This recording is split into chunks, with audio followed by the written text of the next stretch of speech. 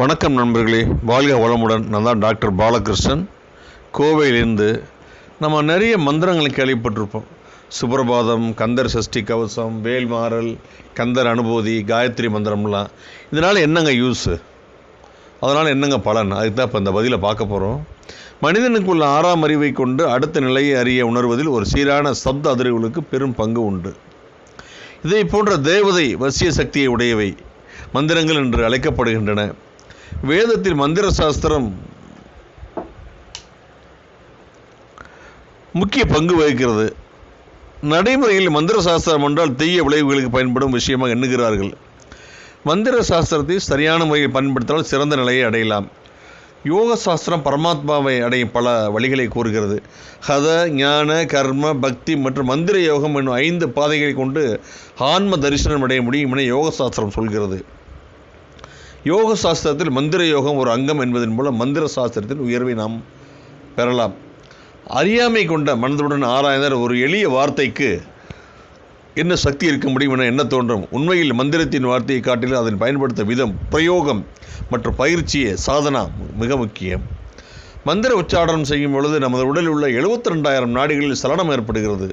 பிரபஞ்ச ஆற்றில் சில விளைவுகளை ஏற்படுத்தும் இந்த சலனம் முடிவில் நாம் அடைய வேண்டிய இலக்கை அடைகிறது. மந்திர ஜபம் மனதை ஒருமுகப்படுத்துகிறது, மனதில் ஏற்படும் சலனத்தை தெளிவாக்குகிறது. கலங்களான நீர் இருக்கும் பாத்திரத்தில் ஒரு நாணயத்தை இடும் பொழுது அனைத்து தூசும் அந்த நாணயம் இருக்கும் இடத்தை அடையும். நீர் தெளிவடையும். எப்பொழுதும் சலனம் கொண்ட நீர் போன்ற மனதில் மந்திர ஜபம் செய்யும் பொழுது எண்ண அலைகள் மந்திரத்துடன் அடங்கி மனம் தெளிவடையும். ஞான யோகிகள் மந்திர ஜபத்தை ஆதரிப்பதில்லை. ஆத்ம விசாரம் செய்வதை விட்டு மந்திர ஜபம் செய்வதால் என்ன பலன் என்பது அவர்களின் கருத்து. மனம் ஒடுங்கியதும் மனதின் மூலத்தை காண்பதே மந்திர ஜபத்தின் நோக்கம். ஞான விசாரத்தின் நோக்கமும் இதுவே. அதனால்தான் யோக முறையில் ஜபயோகம் முக்கியத்துவம் பெறுகிறது. ஜபம் என்றால் தொடர்ந்து உச்சரிப்பது என பொருள்படும். ஜபம் மற்றும் அஜபம் என 2 தன்மைகளை கொண்டது. மந்திர ஜபம் தூய்மையான மனதுடன் மந்திரத்தை உச்சரிப்பது மந்திர ஜபம் எனப்படும். தொடர்ந்து மந்திர ஜபம் செய்த பின்பு வேறு நடவடிக்கைகள் செய்யும்போது நம்மை அறியாமல் மனம் ஜபம் செய்து கொண்டிருக்கும். இது அஜபம், அதாவது சமஸ்கிருத சொல்லான அஜபம், ஜபிக்காத ஜபம் என மொழிபெயர்க்கலாம். உலகில் உள்ள அனைத்து மதத்திலும் மந்திர ஜபம் உண்டு என்பது இதன் சிறப்பை பறைசாற்றும்.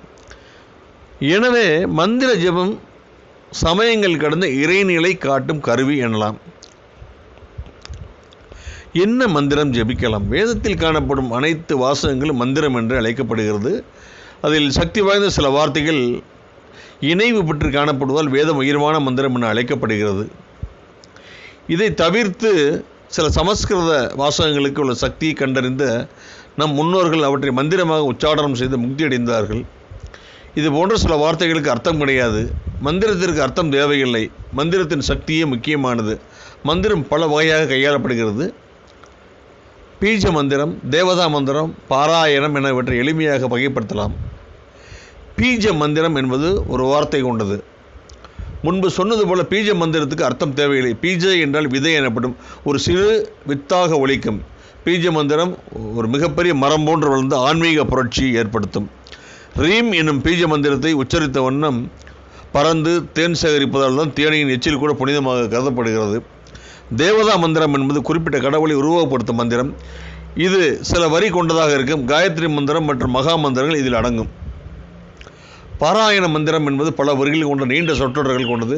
விஷ்ணு சகஸ்ரநாமம், அஷ்டோத்திர நாமாவளி, ருத்ர ஜபம் என இதற்கு உதாரணம் கூறலாம். மந்திரத்தை நாமே தேர்ந்தெடுத்து ஜபம் செய்யலாம் என பலர் கூறுகிறார்கள். ஆனால் சிறந்த குருவின் மூலம் மந்திர தீட்சை பெற்று ஜபம் செய்வது நன்றி. இதற்கு பல காரணங்கள் உண்டு.